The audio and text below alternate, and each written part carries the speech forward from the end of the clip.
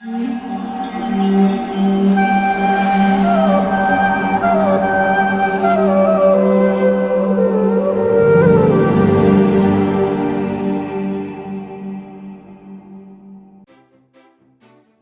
steps down as India's ODI captain. Some cause happiness wherever they go, others whenever they go. Oscar Wilde. While as Oscar Wilde talks about, these are two different categories of people. Some people who are so much agents of happiness that wherever they go, people become happy to see them, and others people consider as a burden, that when will this person go away, and then they feel happy.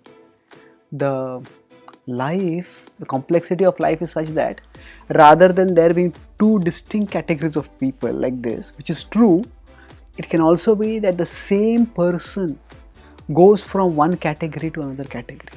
That the person who is the toast of the nation, especially this happens in sports, it happens in any field in which there is a lot of glamour, there's a lot of fame, lot of prestige.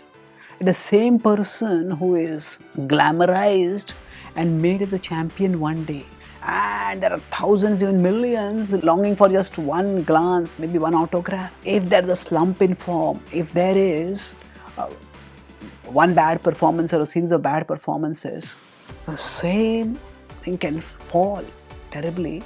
Others, wherever they go, the same person can fall in that category where wherever they go, people seeing them become agitated, become frustrated. So in 2011, India won the World Cup, and the whole country celebrated in a practically unprecedented way on winning that World Cup. But just 4 years earlier, 2007, when India could not go beyond the qualifiers itself, and when it was knocked out even before reaching the post-qualifying rounds, at that time the effigies of many of these cricketers were burnt and their houses were pelted. So it is a cruel world. The world of high performance and high fame is also a cruel world. And that principle applies to all of us also. So to recognize when enough is enough, that is not an easy skill. It is better that one leaves when people want one to stay, rather than one stays on till people want one to leave and one is pushed out. So an honorable exit is actually far more dignified than a forced exit, and this requires detachment. Attachment is what distorts our perspective, making us hold on to things even when we are not able to make any tangible contribution with those things. Whereas detachment enables us to see, as long as I can contribute to these things, I'll hold on to it. When I'm not able to contribute, let me move on to other things in life.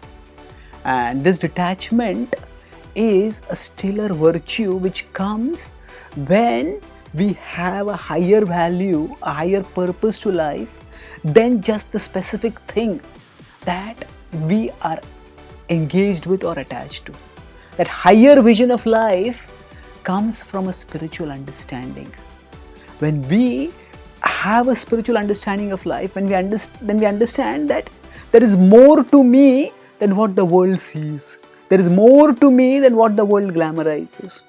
So I will endure even when the world's vision and the world's glamour ceases. And when one focuses on the core me, then one can actually contribute the best. As long as one is able to contribute and one can live in a dignified way.